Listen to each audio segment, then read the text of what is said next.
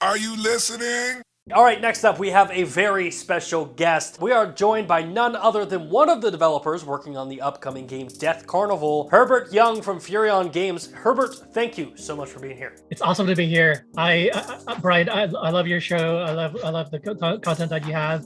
I love the excitement that you bring, like in your face attitude. I love it. It's such a great match for what we have. So glad to be here. Your game, Death Carnival, is very exciting. I've been paying attention to it and watching some of my fellow content creators talk to you about the game, and I hope this doesn't offend you, but I've been kind of waiting on the sidelines. I've been letting it kind of develop and cook a little bit because it looks so radical that I just wanted to get a hold of you once the game was getting close to completion. And I'm curious, how do you describe Death Carnival to someone who's never seen this game before? You brought up a really good point when you said giving us time to cook, because that is exactly what we went through. And when you asked me, okay, what kind of game is Death Carnival? At first glance, okay, what is it? It's a top-down shooter. It's an arcade top-down shooter. That's the gist of it. But I mean, what else? Like, what do we do when we during this cooking process, during this development process? We added a lot to it, as in, okay,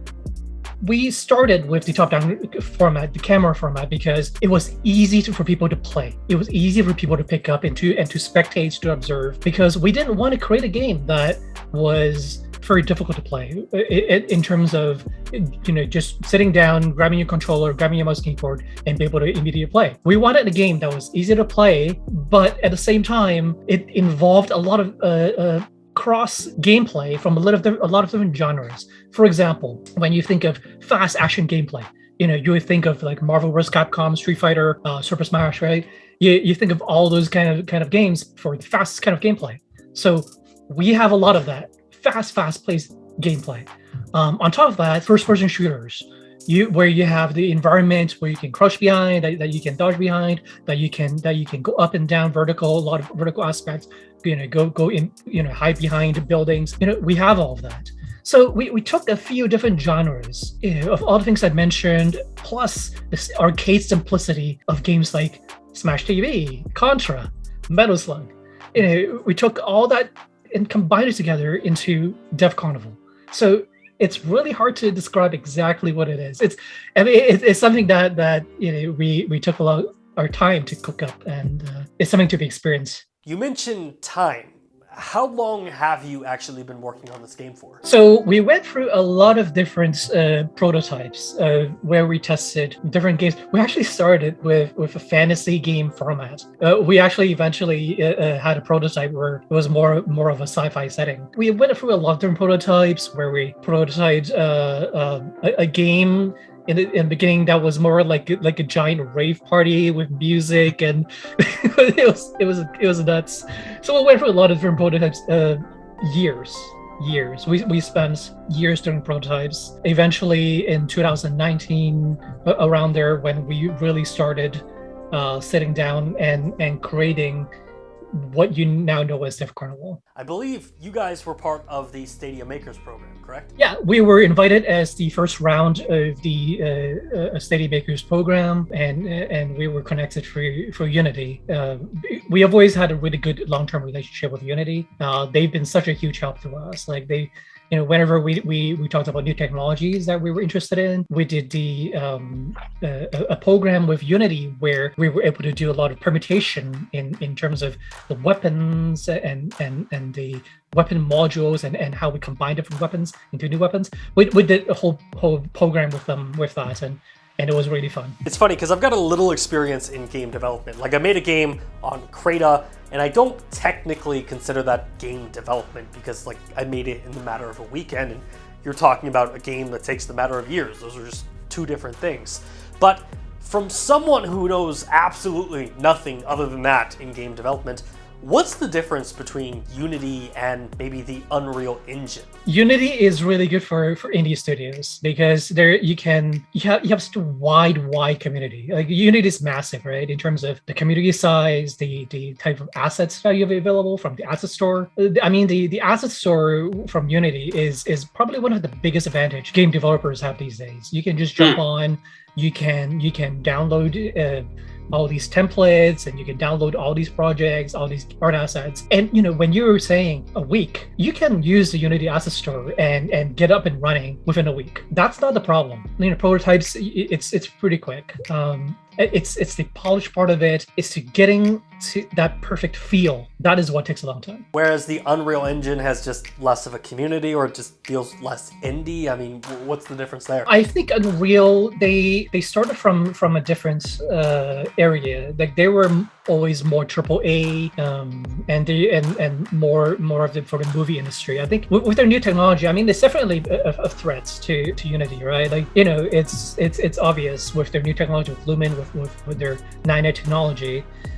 It's a big deal for the film industry and for the AAA industry. But I think with the recent acquisition of Weta by Unity, the people who made Lord of the Rings, right? Yeah, Lord of the Rings, King Kong, Weta does everything that I love. I mean, that they just basically it's Unity throwing down the gauntlet, the glove, and they're ready for a face-off. So going back to the Stadia Makers program, when partnering with Unity and Google came out with this program, did Google come to you guys, or did Google go to Unity and Unity just reached out to a couple developers and said, would you like exactly to That's exactly what happened.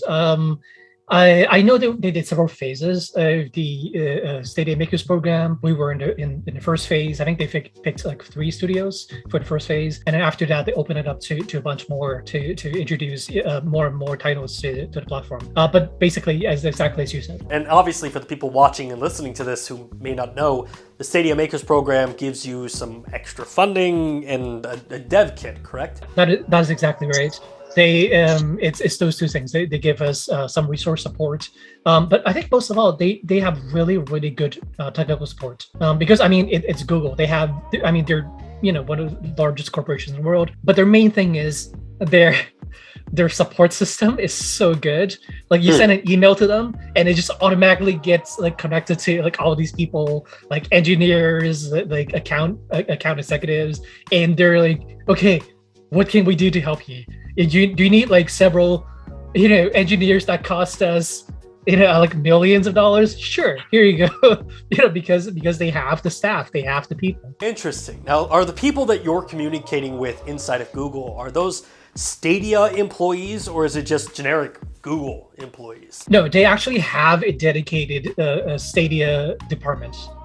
That they put in a lot of resources into. And do those employees help you make the game? Like, are they there to help you develop or tweak the game? No, they that's not part of what they do. They don't do tweaks, but they directly connect us with engineering teams. So it's either connecting with the Google Stadia engineering team, or they also at the same time may connect us. It depends on the relevancy of the particular tickets.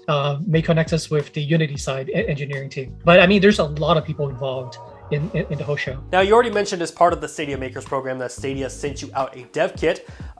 What's it look like? Can I don't think I can mention anything. I don't think I can mention that. But it looks pretty sexy. I mean, it's a big thing and it looks very sexy.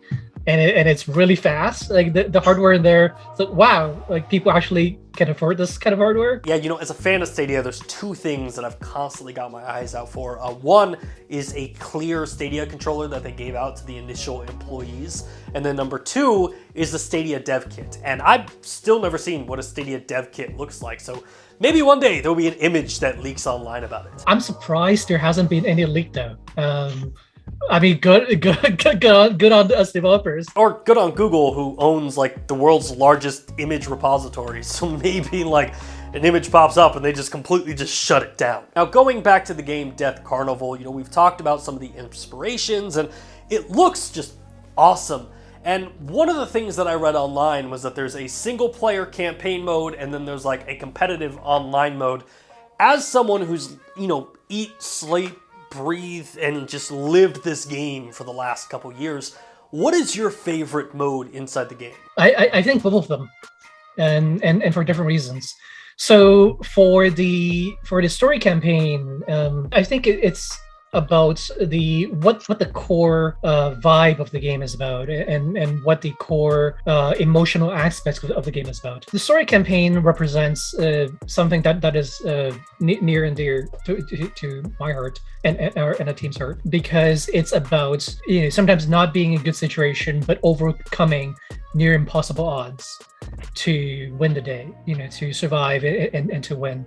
And when you experience the single player, when you experience the story campaign, there's a lot of that element, where you have these giant mobs, just hordes, and rushing at you and trying to destroy you, but you just manage to survive and you manage to win just through pure grit and through your willpower and spirit.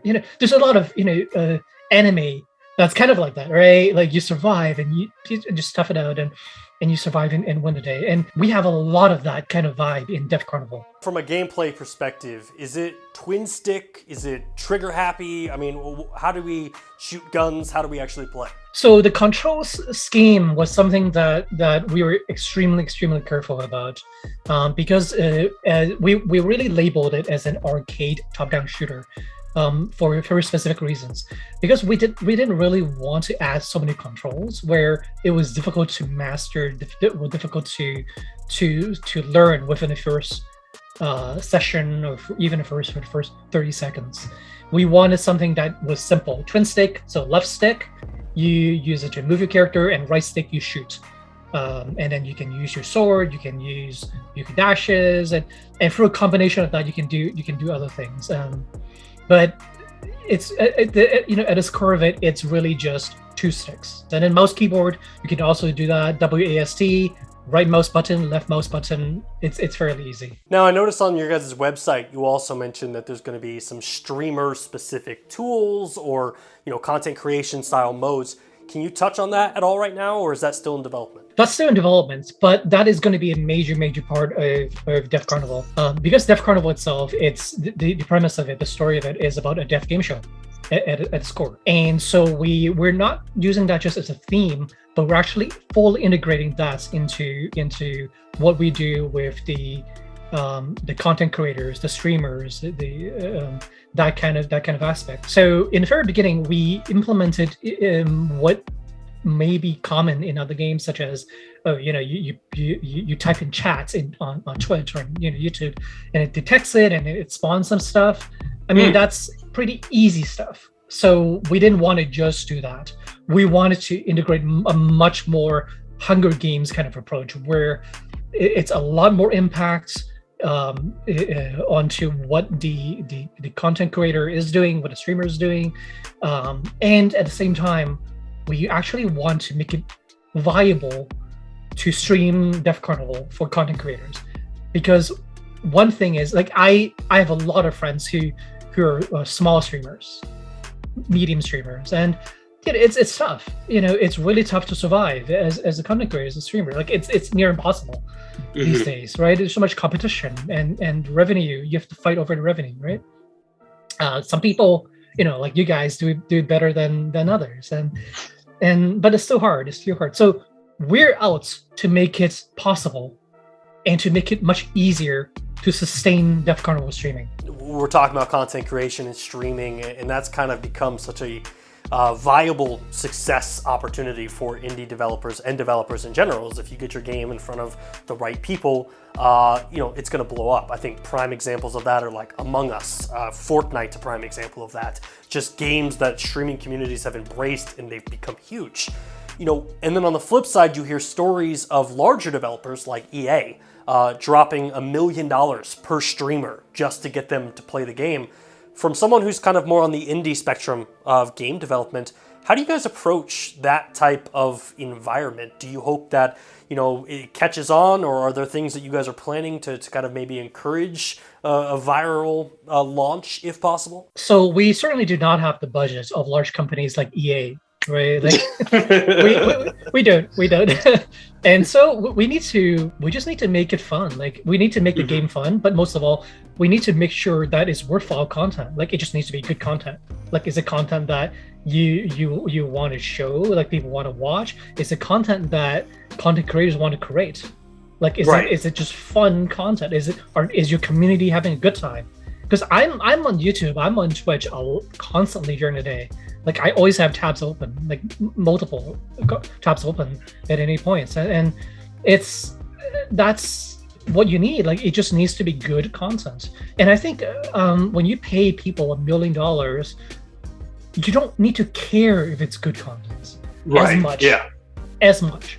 But when you're as indie developers, you're desperately making sure that is great content, because otherwise people won't show it, people won't stream it. Yeah, I think that's a really important thing of what you mentioned right there, is that even from a content creation standpoint, like, I used to live stream back in the day, and a game we used to live stream all the time was like Jackbox. And on the surface level, I mean, Jackbox is a good game. It's not a great game, but it's an entertaining game. It's a game that allows me as a creator to sit in front of a camera and keep an audience of 10, 12, 20 people entertained for an hour or so. So that excites me, I guess, about Death Carnival, that you're kind of keeping that in mind of saying, hey, how can we make this an entertaining game to play, but also an entertaining game to create with or to watch when it comes to those platforms? I think that's pretty awesome. It's definitely going to be really, really exciting to play Death Carnival, because like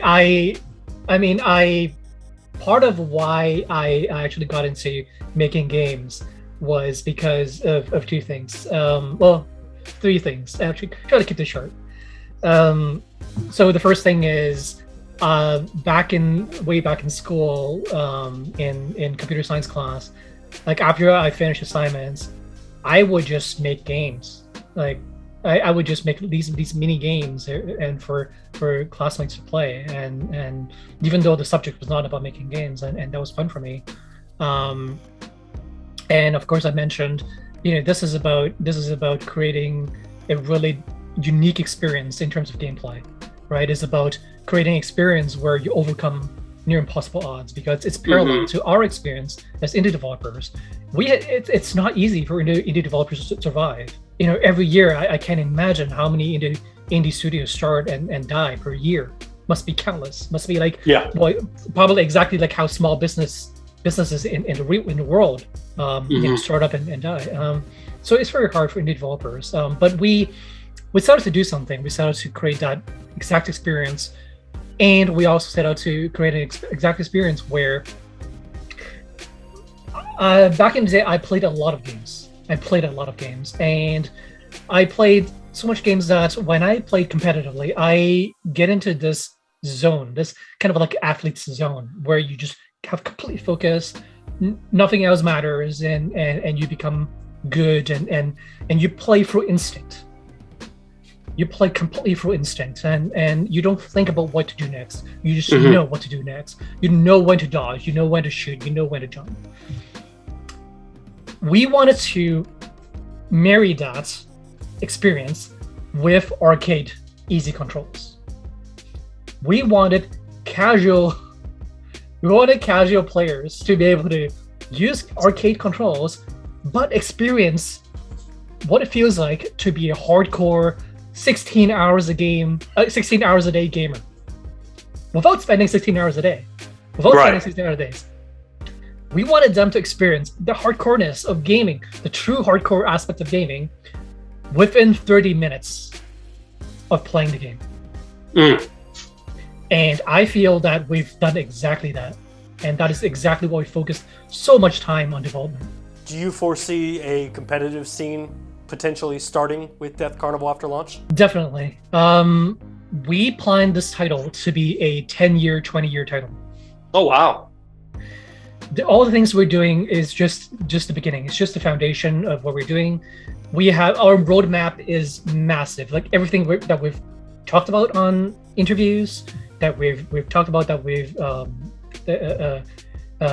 exposed to the world, that is only a tiny fraction of our actual internal roadmap. We have, by making sure the content creation part is great, by making sure the gameplay is highly accessible for casual gamers, for pro gamers, making sure all the features, the single player co-op aspects, the PvP aspects, all of that, we line all that up, plus a lot of really innovative technology that we have through the roadmap down the road, stuff that people have not done before in the gaming industry. Go ahead. Yeah, all of that equates to a title that can run for a good 10, crossing our fingers, 10, 20 years. Yeah, I think that's kind of the new trend for games right now, is that you pick up a game and it's one of those things that I have a love-hate relationship about. I don't have enough time to play games, but I love the fact that Destiny 2, I paid $60 for it a couple years ago, and I can still pick it up today, and it's still relevant, and it's still good to play. So that definitely excites me. Now, you mentioned a roadmap. I understand there are things you can't dive into, but my audience would hold me over a fire if I did not ask the question. Do you guys have a release date or a release window in mind at this point? Yeah, so we're going to be releasing it in phases, because our roadmap is just, there's so many chunks to our roadmaps, and it just goes on for years and years and years already. So the first major release is going to be our early access release, and that is going to be this year. And initially, the main two platforms are going to be Steam and Stadia, correct? Yeah, that's correct. So we're going to be, it's already playable with crossplay on Windows, on Linux, on Mac, and on Stadia. We've been fighting each other between Stadia players and PC players already. The other question I have is, with all those different platforms, what has the development cycle been like between developing for locally based hardware on a computer or a laptop or something like that versus a cloud-based platform like Stadia? Can you touch on any of the differences there? Yeah, it's actually not too bad, because when you look at what Steam development typically is like. So for Steam development, they also have pretty good testing tools. And Stadia also have good testing tools. So what happens is we develop it internally and we test both internally. But when you want to deploy it to other testers on Steam, for example, you still have to upload it to Steam, right? And what Steam has, it's a difference patcher. So it only uploads the differences in the build. So you don't upload the full build every single time. You only upload the difference in the contents, in the code. So it's a much, much smaller upload size when you upload to Steam. Stadia has that too. So when you upload, you don't have to upload the whole thing. You can upload just the differences. So whenever you do patches, whenever you do deploy to the cloud, it's not that much difference than deploying to Steam. So on the Stadia side, I mean, you've been kind of porting this game or developing this game for Stadia for quite a while now. This year, they announced something like low change porting, which are all these brand new tools.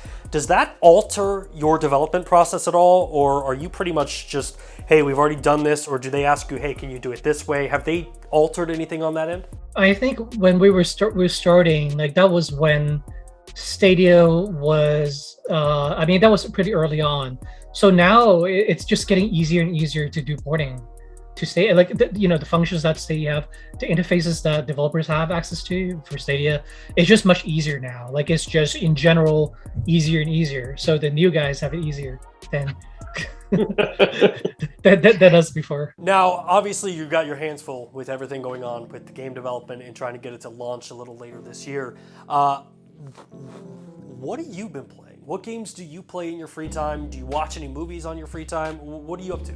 So we're right now in a super crunch, and I feel like we go from crunch to crunch to crunch, simply because we're such a small team still in comparison, especially to the AAA titles who have like 1,000 people working on it. How many people are on your team? Currently, we're at about 10 people. Okay. Depends on what elements you count. But we're for a small team, and each person have to handle multiple things, compared to big studios where you only handle this narrow strip of responsibilities. So we handle a lot of things. Like one day for me, for example, I may handle the marketing side, and one day I may handle something on the business side, and one day I may be stuck in meetings. One day I may work on the user interface. One day I may make some explosions. And yeah, so we handle a whole bunch of different things. In terms of what we play and what we watch, I would say I play Final Fantasy 14. Okay. I do Savage Raids on Final Fantasy 14 because I'm crazy and hardcore like that. Were you a big World of Warcraft fan? Back in the day, in the beginning, but not lately. Okay. I mean, I did raids on all of it, but not for a while. And then I took a long break, and then I played Final Fantasy when it came out. And Final Fantasy 14 wasn't that good, but about the whole story of Final Fantasy 14 2.0, where I mean Yoshi P just completely amazing genius of the gaming industry, turned it around, and just he put gamers first. He put community first. What do you love? What do you what do you enjoy?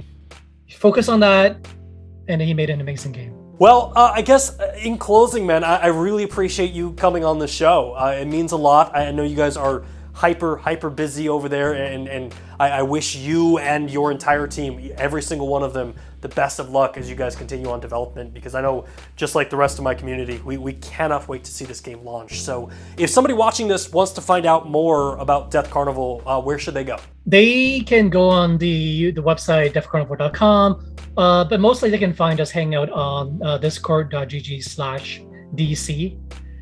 Because we're there 24/7, and we're always happy to have a chat, and you're welcome to just type hey, say hi, and you can ask us anything. Unfortunately, that's going to wrap up this week's episode of the Nerf Report.